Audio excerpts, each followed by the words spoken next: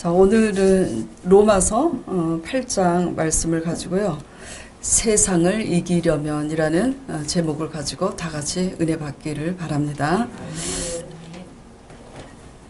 일단 결론부터 말씀드리고 본론으로 들어가도록 하겠습니다. 세상을 이기려면 답은 먼저 내 안에 있는, 우리 안에 있는 세상을 이기면 됩니다. 세상을 이기려면 어떻게 해야 된다고요? 내 안에 있는 세상을 이기면 됩니다. 내 안에 있는 세상이라는 것은 뭐냐면 우리 안에 있는 세상적인 모든 가치관을 말합니다. 내 자랑이라든지 내 욕심이라든지 내 관점, 이런 거 모든 세상적 가치관을 말합니다.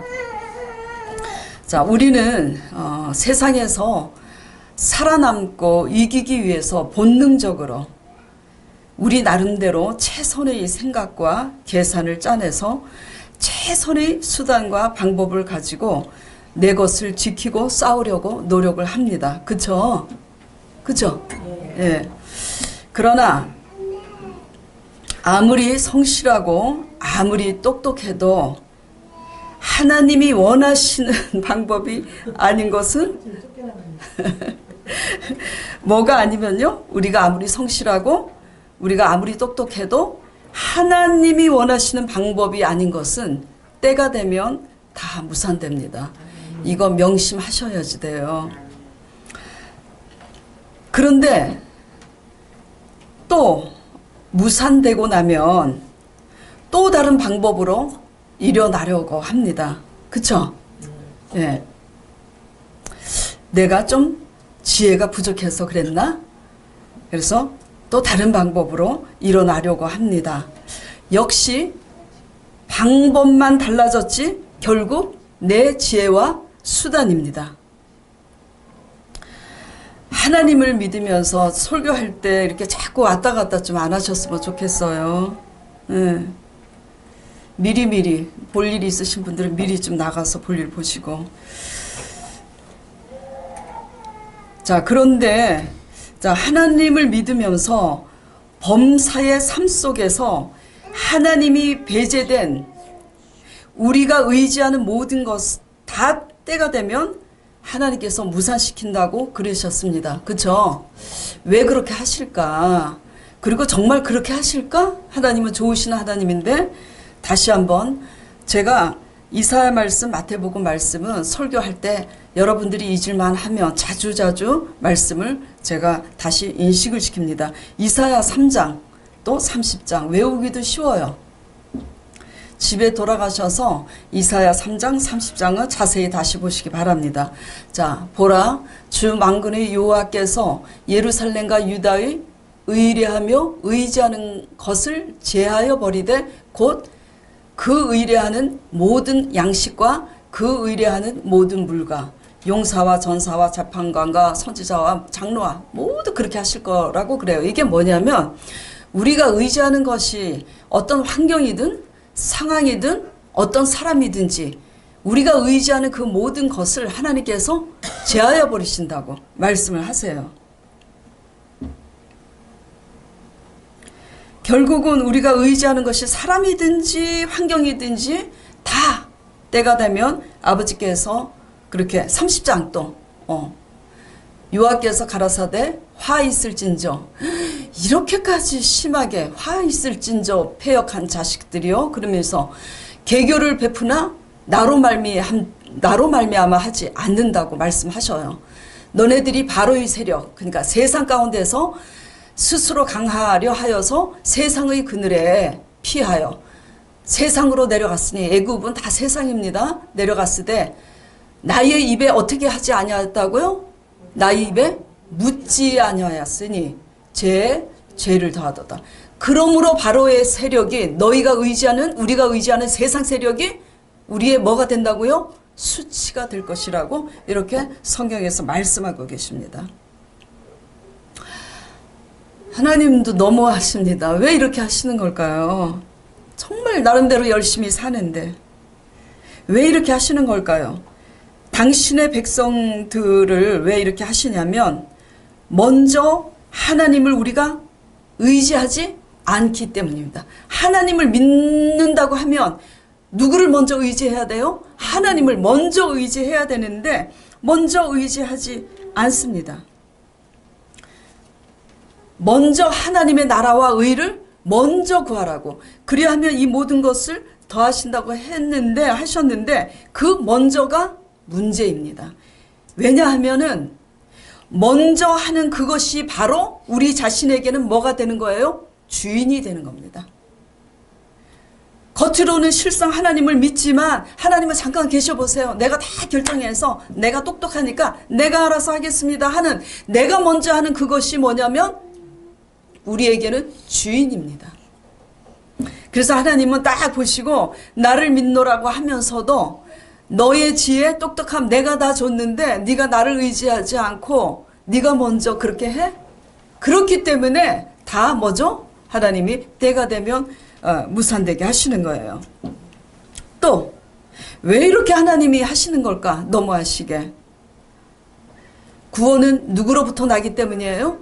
하나님으로부터만 구원이 나기 때문에 그렇게 하는 겁니다.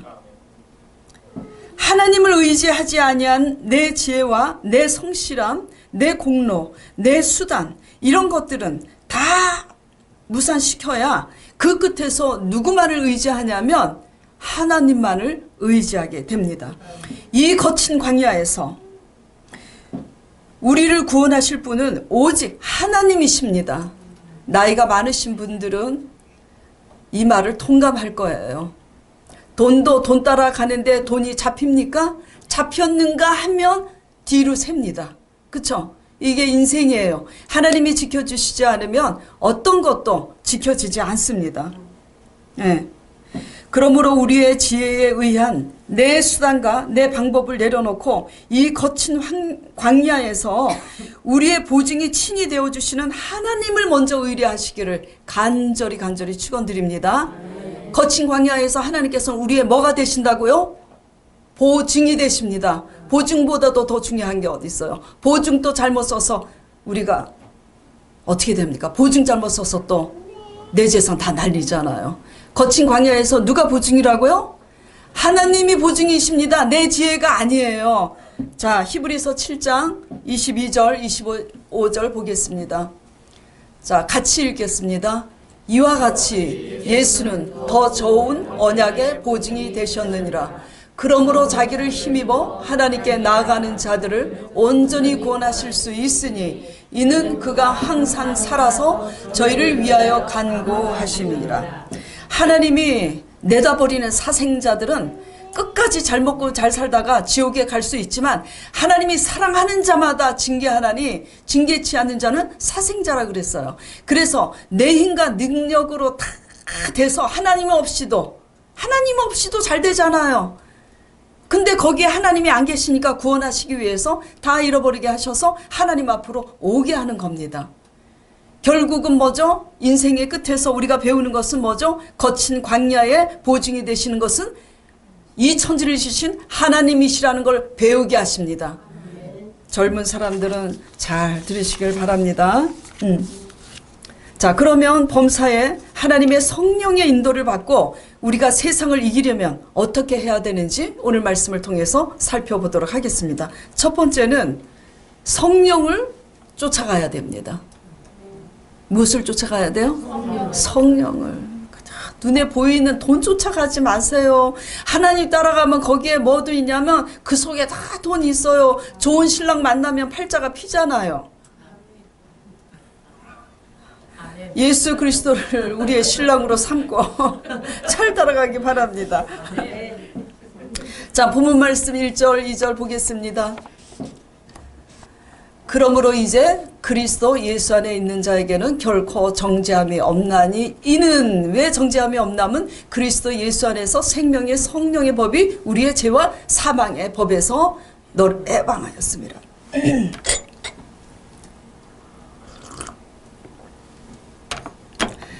성령님께서 우리의 죄와 사망의 법에서 해방시키셨어도 그래서 그 약속대로 우리가 연약하여 할 수 없는 그것을 하나님이 하게 하신다고 해도 3절에 율법이 육신으로 말미암아 연약하여, 이게 뭐냐면 우리의 육신으로 우리의 힘으로는 하나님의 율법을 다 연약하여서 할 수 없으나 그것을 누구는 하게 하신다고요?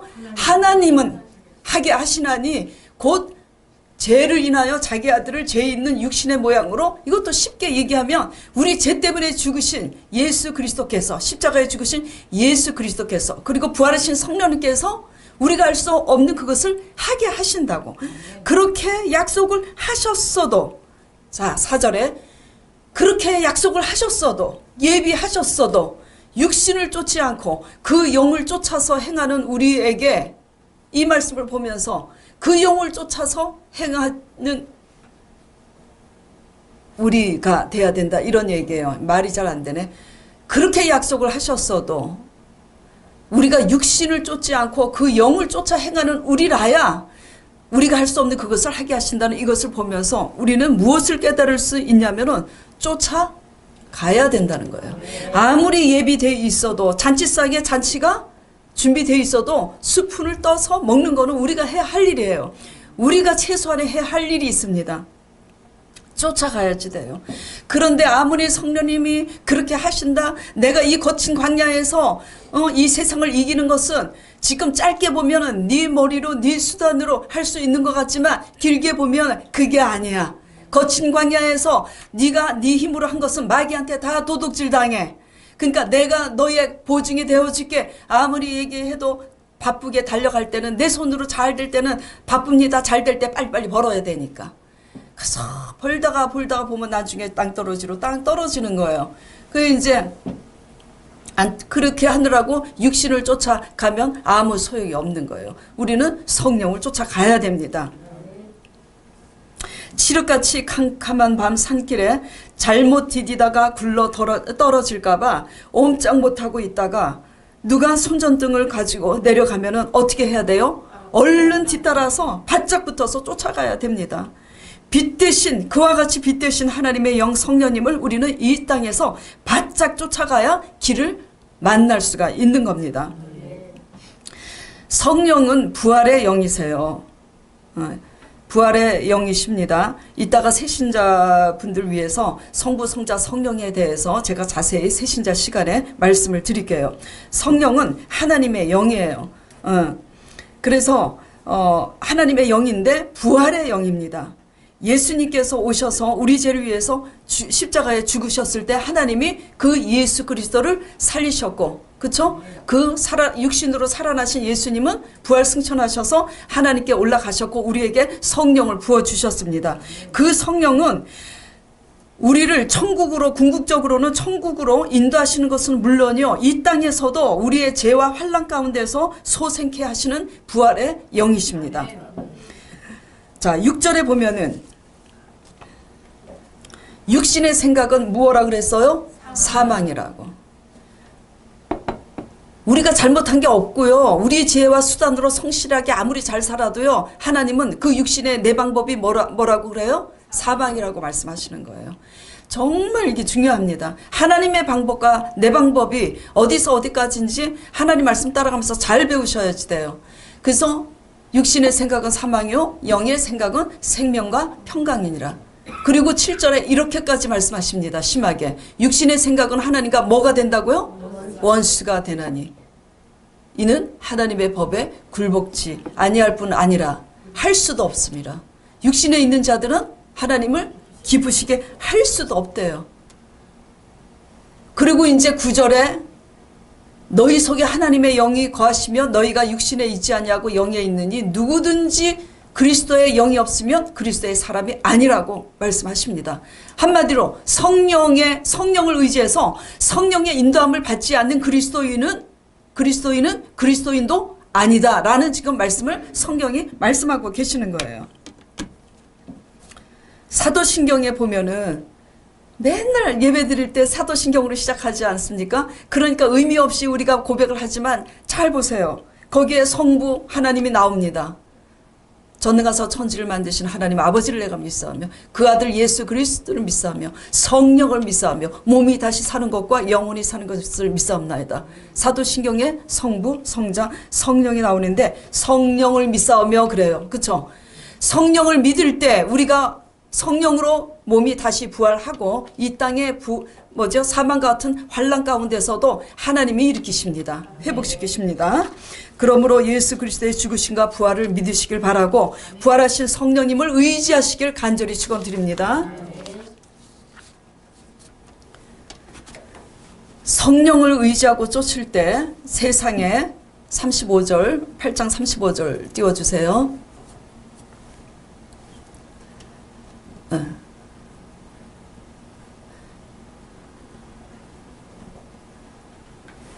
자, 우리가 성령을 의지하고 쫓을 때 세상을 이길 수 있다 그랬잖아요. 우리 안에 세상을 먼저 이길 때 하나님께서 우리를 어디에서 승리하게 하시냐면 누가 우리를 그리스도의 사랑에서 끊으려 환난이나 고통이나 핍박이나 굶주림이나 적신이 뭐냐면 헐벗음이나 위험이나 칼이랴.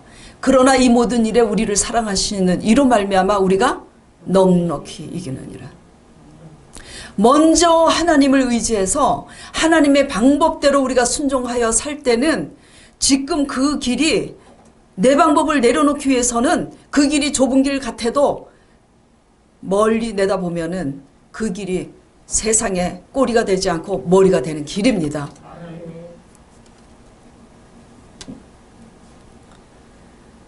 그리고 부활하신 성령님께서는 우리를 어떻게 도와주시냐면 8장 26절, 27절 부탁드립니다. 자, 바쁩니다. 자, 로마서 8장 26절에 제가 외워요. 제가 외울게요. 이와 같이 성령도 우리 연약함을 도우시나니 우리가 마땅히 빌바를 알지 못하라 말할 수 없는 탄식으로 우리를 위하여 친히 간구하시나니. 그렇죠? 이렇게 되어 있죠. 마음을 감찰하시는 이가 성령의 생각을 아시나니 이는 성령이 하나님의 뜻대로 성도를 위하여 간구하심이니라. 성령님은요, 요한복음에 보혜사 성령이라 그랬어요. 우리를 보호하시고 보혜사가 뭐냐면 은혜를 베푸신다. 스승사자. 우리를 보호하시고 우리에게 은혜를 주셔서 우리의 스승 되셔서 가르치십니다. 우리의 연약함을 도와주십니다. 우리가 환난 가운데서 우리가 굶주림과 헐벗음 속에서 고통스러울 때 그 위험을 당했을 때 마땅히 빌바를 알지 못하지만 성령님께서 우리가 부활의 영 성령님을 의지할 때는 말할 수 없는 탄식으로 우리를 위하여 친히 간구하셔서 우리가 어떻게 기도해야 되는지 가르쳐 주시고 하나님의 뜻대로 우리를 위하여 친히 중보하시는 분이 성령님이십니다.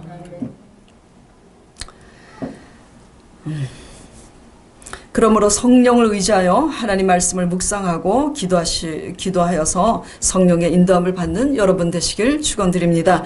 자, 두 번째는 육신의 소욕을 이겨야 합니다. 첫 번째는 성령을 쫓아야 되고 두 번째는 육신의 소욕을 이겨야 돼요. 버리는 게 아니라 이겨야 됩니다.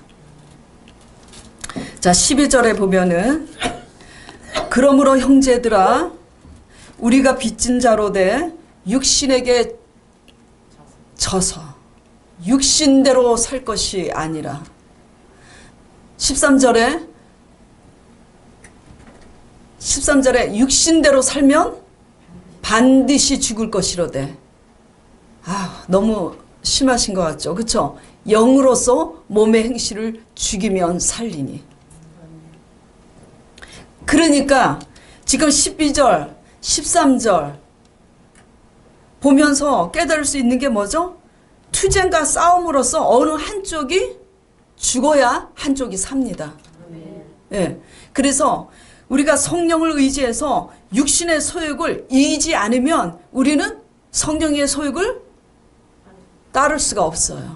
그래서 이 말씀을 통해서 깨달아야 되는 것은 육신의 소욕을 이기기 위해서 우리는 투쟁과 싸움이 있어야 돼요. 우리의 혈기로 싸우는 게 아니라 하나님의 말씀 안에서 내 자아와 내 육신과 투쟁하고 싸워야 되는 거예요. 자, 그러면 육신의 소욕이 무엇일까요? 구체적으로.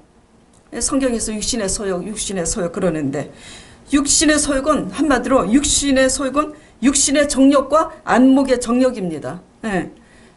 남하고 비교해가지고 그냥 가진 것이 넉넉한데도 불구하고 비교하니까, 그쵸? 다 각자의 그릇이 있고 분수가 있는데 그냥 욕심이 많아서 비교해가지고 그냥 더 그래갖고 탐심과 교만과 미움과 시기 그리고 방탕함 자랑 이런 모든 것들이 다 육신의 소욕입니다.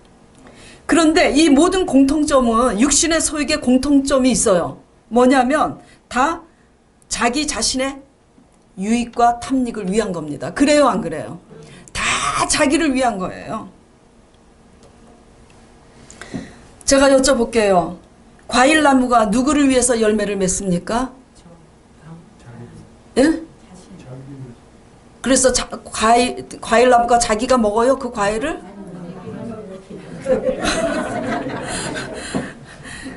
그 무슨 의미인지 알겠어요. 어느 과일나무가 자기를 위해서 열매를 맺어야 됩니다. 그러나 어느 과일나무도 자신을 위해서 열매 맺는 과일나무는 아무도 없어요. 아무 나무도 없습니다.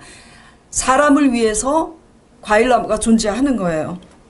나만을 위해서 열매 맺기 소원하는 사람은 뭐죠? 실상 아무데도 어느 곳에 가나 쓸모가 없는 사람이에요.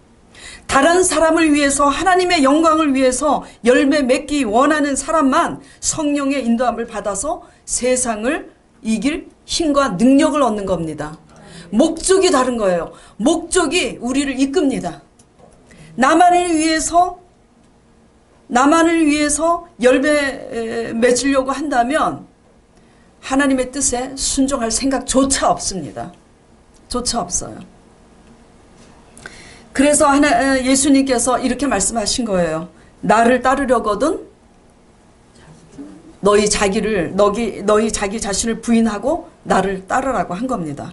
누가 성공하고 누가 하나님의 복을 받겠습니까? 나 자기만을 위해서 열매 맺는 자를 하나님께서 복 주시겠습니까? 아니에요. 남을 행복하게 하고 남을 성공시키는 자가 뭐죠? 성공합니다. 자기 자신만을 위해서 열매를 추구하는 자는 그 끝이 아주 불행해요. 그래서 나 혼자 잘 먹고 잘 살고 그냥 그렇게 하면요, 나중에 내 곁에는 아무 사람도 없습니다. 친구도 없어요. 예. 신앙의 목적은 우리의 영성 회복에 있습니다. 아멘. 다른 데 있는 거 아니에요. 신앙의 목적은 우리의 회복, 영성 회복에 있습니다. 거듭남에 있어요. 그 거듭남이 근데 우리 힘으로 되는 게 아니라 성령으로 되는 것이기 때문에 성령을 쫓아가면서 육신의 소욕을 이기라고 말씀하고 계시는 거예요. 예수님을 믿은 지가 오래인데도 내가 변화받았는지 안 받았는지 알 수 있는 기준이 있습니다. 아주 쉬워요. 그 기준이 뭐냐면 다 각자 진단해 보시기 바랍니다. 나는 초신자들은 해당이 안 돼요. 초신자들은 지금 꿀을 맛있게 먹고 빨리빨리 뭐죠? 살이 통통하게 올라서 자라야 돼요. 이미 예수님 믿은 지 5년 10년 됐는데도 내가 변화됐는지 안 됐는지 알 수 있는 기준은 내가 그저 사람들한테 인정받고 사랑받고 싶어하는 사람인지, 아니면 그런 건 중요하지도 않아. 내가 다른 사람을 행복하게 해주고 내가 다른 사람들을 잘 섬기고 싶어하는지, 거기에 뭐죠? 변화가 되었는지 안 되었는지 알 수가 있어요. 사랑받고 싶은 사람은 항상 원망이 따릅니다. 내가 사랑받아야 되는데 내 욕심껏 사랑을 받지 못하면 시기심이 생기고 오해가 따라요. 그러나 사랑을 주고 싶어하는 사람들은 뭐죠? 어찌하든지 상대방을 행복하게 하기 위해서 수고를 합니다. 또 얼마나 이기적이고 본능적인 육신의 소욕을 따르는지의 기준도 이렇게 진단해보면 알 수가 있어요. 삶 속에서 어떻게 반응하냐, 내가 원하는 것에만 민감하게 반응하는지 우리 각자 한번 진단해 보시기 바랍니다. 뭘 잘해주면 막 그거에는 아우 좋다고, 근데 본인이 원하지 않거나 어떤 겉면이나 본인이 관심 없는 것에는 도무지 반응이 없어요. 그러면 뭐죠? 상당히 이기적인 겁니다. 그렇기 때문에 우리의 신앙이 자라질 않는 거예요. 내 믿음이 잘 자라려면 어떻게 해야 되냐? 그쵸? 어떤 사람은 똑같은 말씀을 먹이는데도 아주 꿀떡꿀떡 잘 받아 먹어서 그냥 쑥쑥 자랍니다. 순종도 잘해요. 어떤 사람은 안 자라요, 조물이. 왜 그러냐면 그 원인이 나한테 있는 겁니다. 우리 마음밭에. 이기적이고 육신적이고 정욕적이기 때문에, 그렇기 때문에 자라질 않는 거예요.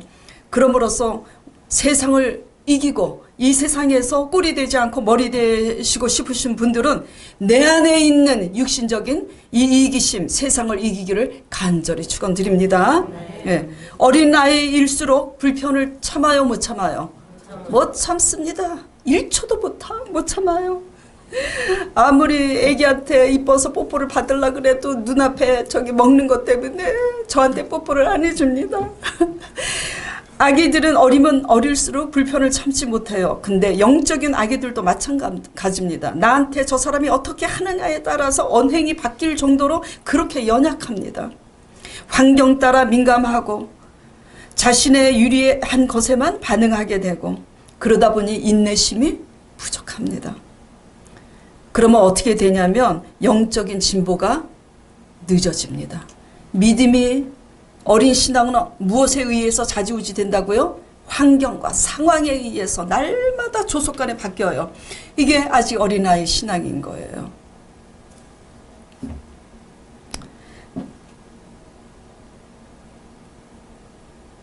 자, 그러면 실제 생활에 있어서 구체적으로 우리가 연약하여서 도저히 할 수 없는 그것을 성령님께서 어떻게 하게 하시는지 간증을 통해서 적용해 볼 때 여러분들이 그런 내가 지금 이기적이구나, 내가 참으로 진짜 변화받아야 되는데 믿은 지 오랜데도 내가 이렇게 됐구나, 그 깨닫는 분들은 성령님을 의지하고 날마다 말씀 묵상하면서 변화에 힘쓰시길 바랍니다.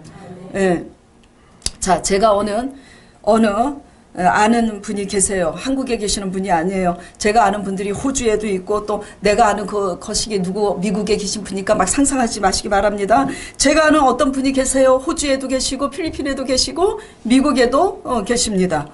자, 근데 그 사람이 오면 사실 그 사람이 저에게 선물을 해야 될 입장인데 그 사람이 올 때마다 제가 선물을 합니다. 왜냐하면 그분은 형편이 좋지 않은 분이기 때문에. 그래서 약간의 돈도 좀 드리고 또 때로는 화장품도 사드리고 백을 선물하기도 합니다.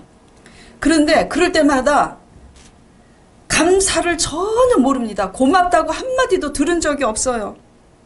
오히려 뭐라고 말씀하시냐면은 쓸만한 것은 백화점에서 한 돈 40만 원은 줘야 사는데, 그러니까 받은 게 비싼 게 아니라 못마땅하고 합니다. 그래서 그런데 그냥, 그리고 민망하게 그래도 드립니다. 마음에 안 드셔도 받으시길 바랍니다. 그래서 받는 사람이 큰 소리 치고 받습니다. 그리고 한정식에 가서 대접을 합니다. 식사하시지요. 한정식에 식사가 몇천 원 하는 건 아니잖아요. 식사를 해요. 그런데도 뭐가 못마땅한지 그릇을 툭툭 밀면서 이렇게 합니다. 먹을 만한 것은 그래도 집에서 애써서 집에서 해야지 되는데, 그러니까 무엇을 해드려도 도대체 고맙다고 받으시는 적이 한 번도 없어요. 그러니까 이제 제가 그 사람에게 대접을 하고 싶겠습니까? 안 하고 싶어요. 그래서 제가 이제 결심을 합니다. 나타나기만 해봐라. 이제는 내가 아무것도 안 해줄 거다. 근데 그 사람이 또 나타났습니다. 그래서 제가 마음에 다짐을 합니다. 아이고, 내가 전번에 마음먹은 대로 이번에는 밥도 안 사주고 내가 아무것도 안 해준다. 안 해주는 게 더 민망하기도 하지만 그렇게 다짐을 합니다. 하나님 앞에 부끄럽고 참 치사한 일이지만 어쩔 수 없는 내 모습입니다. 그렇게 이제 마음을 먹고요. 이제 아유, 다른 사람한테나 잘해야지 이러면서 이제 아침에 말씀 묵상을 봅니다. 그런데 뜬금없이 창세기 말씀이 보고 싶어요. 그래서 창세기 말씀을 펼치니 세상에 요셉의 말씀이 나옵니다. 그 요셉은 여러분들 잘 아시죠? 형들이, 이복 형들이 하도 아버지가 요셉만을 이뻐하니까, 왜냐면 야곱이가 사랑하는 아내에게서 난 그 사이에서 태어난 아들이잖아요. 그 이복 형들은 덜 사랑한 아내에서 난 저기잖아요. 그러니까 시기 질투가 나서 애굽의 노예로 팔아버렸는데, 그만 그 팔은 이 요셉이 애굽에서 국무총리가 돼서 부자가 됐잖아요. 이 상황에 고향 땅에는 기근이 들어서 그 형들이 그 양식을 구하러 왔는데 애굽의 국무총리인 요셉을 만나게 된 거예요. 대면하게 된 거예요. 근데 요셉이 이런 고백을 하는 대목에 딱 펼쳐집니다. 자, 보겠습니다. 창세기 4장 45장 5절. 당신들이 나를 이곳에 팔았으므로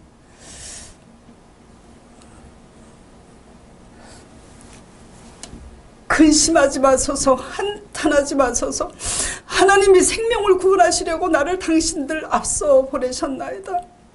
요셉이 그들에게 오히려 이렇게 말합니다. 두려워 마소서, 내가 하나님을 대신하리이까. 당신들은 나를 해하려 하였으나 하나님은 그것을 선으로 바꾸사, 형들은 나를 악하게 했지만 하나님은 그것을 선으로 바꾸사 오늘과 같이 만민의 생명을 21절 바닥바닥해. 21절 당신들은 두려워 마소서, 내가 당신들과 당신들의 자녀를 기르리이다. 오히려 지금 내가 요셉이었으면 감옥에 쳐넣어라 그렇게 했을 거예요. 이 말씀을 그날 아침에 본 거예요. 제가 그래서 그 말씀을 보고 하나님의 뜻이 어떻게 해야 되는지 이제 깨달아졌잖아요. 그 순간 내가 이렇게 생각합니다. 내가 그냥 생명의 삶 순서대로 말씀을 볼 것이지 왜 갑자기 창세기 말씀을 보았던가. 올 것이 오고야 말았네.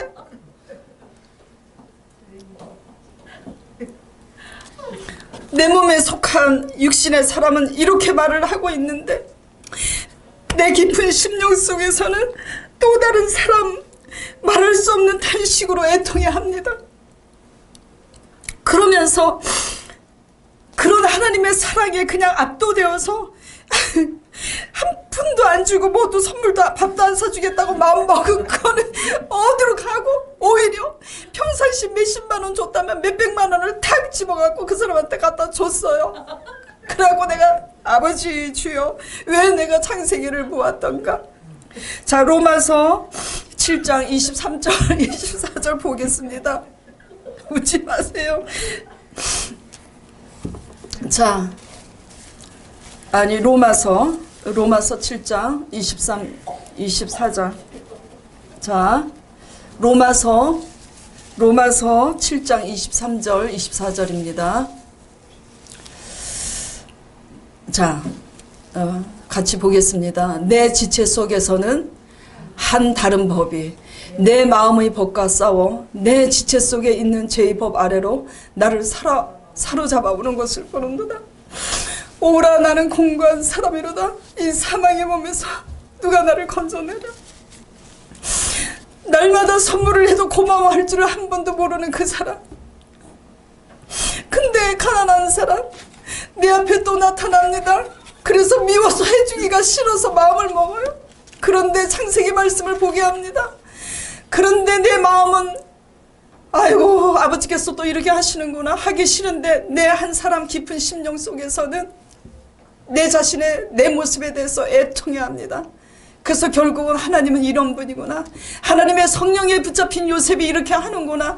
내가 아버지를 닮았으면 요셉처럼은 하지 못해도, 그 사람한테 집 한 채는 사주지 못해도, 아이고 주여, 하나님께서 나를 먼저 보내신 것은, 나를 먼저 부자가 되게 하신 것은 그 사람한테 돈 좀 많이 집어주라고 한 건데 주여 용서하여 주시옵소서 이렇게 합니다. 누가 그렇게 하게 하시나요? 성령이. 그래서 또 맨정신이 되면 그 감동이 올까봐 기도가 하기 싫습니다. 그래도 해야 됩니다. 그 또 이제 개척하기 전에 제자 사역을 할 때 또 이제 이런 일이 있었어요. 어떤 분이 이렇게 했으면 소원이 없겠다고 그래서 제가 또 그렇게 해줘요. 근데 더 불평이 많아요. 저렇게 했으면 좋겠대요. 그래서 또 저렇게 해줘요. 손가발에 대해서. 근데 이렇게 더 불평을 하고 저렇게도 불평을 합니다. 불평을 하는 사람들은요, 하여튼 비가 오면 비가 와서 불평을 하고, 비가 안 오면 비가 안 온다고 불평을 하고, 이래도 저래도 불평을 합니다. 어떻게 불평을 하는지. 그래서 제가 또 이제 결심을 합니다. 당신 말이야, 마음에 맞는 훌륭한, 나보다도 더 훌륭한 사람 찾아가서 거 가서 배워. 그래야 되겠구나. 그래서 마음을 먹습니다. 그리고 나서 제가 생각합니다. 내가 하나님께 저 사람 너무 힘들어서 내 한계로는 저 사람 감당이 안 되니까 나보다 더 훌륭한 사람 찾아서 제자 사역 받으라고 그렇게 하고 보내겠습니다. 보고는 드리고 이제 해야지. 그래갖고 보고를 왜 합니까? 이제 하나님께 보고를 합니다. 아버지시여, 저 사람이 너무 이래도 힘들고 저래도 힘들고 그래서 아버지 주님 제자 사역에 데리고 갈 수 없으니까 저 사람은 그냥 다른 나보다 훌륭한 사람 찾아서 가라고 그럴게요. 기도를 했습니다. 그랬더니 갑자기 성령님이 바람같이 내 마음속에 휙 들어오시는 거예요. 뭐라고 하시냐면, 이래도 불평하고 저래도 불평하는 사람을 너가 내치면 그 사람은 누가 받아주겠느냐 그러시는 거예요. 이런 하나님께 감동 안 하십니까? 하나님은 그런 분이에요. 우리는 이런 분들을 정죄하고 있죠. 정죄하잖아요. 하나님은 그래요. 정말 이게 단상에서 할 말은 아닌데 정말 하나님 쫓아가느라고 찢어집니다. 찢어져요. 그래요. 그래서 제가 또 아까처럼 똑같이 또 후회를 합니다. 아이고, 내가 왜 지금 이 기도를 했고 무슨 보고를 한다고 왜 하나님께 보고를 했던가. 아이고 주여. 그런데 또 내 한쪽 사람은 말할 수 없이 내 모습에 대해서 애통해 합니다. 날 위해서 십자가에 피 흘려 죽었는데 나에 대해서는 그렇게 오래 참아주신 거 감사하다고 하면서도 나는 이렇게 못 참고 그러나? 그렇구나. 그래갖고 그렇구나 인정하는 순간 마음이 또 거짓말처럼 확 바뀝니다. 이게 누가 하는 겁니까? 하나님의 성령이 하는 겁니다. 자, 고린도전서 2장 14절 보겠습니다. 자, 오늘 저 프로젝트 말씀 많아서 미안해요. 자, 육에 속한 사람은 하나님의 성령의 일을 받지 아니하나니 저희에게는 미련하게 보이며 또 깨닫지도 못하나니 이런 일은 영적으로라야 분변함이니라. 하나님께 순종하겠다고 100%는 순종 못해도 하나님께 순종하겠다고, 하나님이 원하는 사람이 되겠다고, 하나님의 진리의 말씀을 묵상하면서 성령님을 의지하여 그분 앞에 먼저 아랠 때 성령님은 내가 할 수 없는 그것을 뭐죠? 하게 하십니다. 전자의 간증이든 후자의 간증이든 내가 할 수 있었던 사람입니까? 아니에요. 하나님이 하게 하십니다. 우리가 할 수 없는 그것을. 지금 여기 음식 봉사하는 이지훈 자매, 조영수 자매 다 지금 그렇게 하고 있습니다.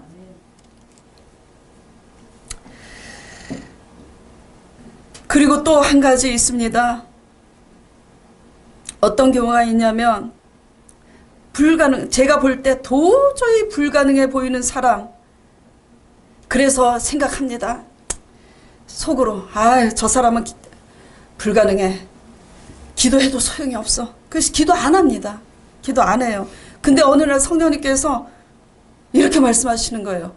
그래, 불가능하지. 불가능하기 때문에 내가 한다 그러시는 거예요. 그런데 제가 또 생각합니다. 진짜 될래나? 하나님이 하시겠다고 그러는데. 그래서 또 생각합니다. 아이고, 어느 세월에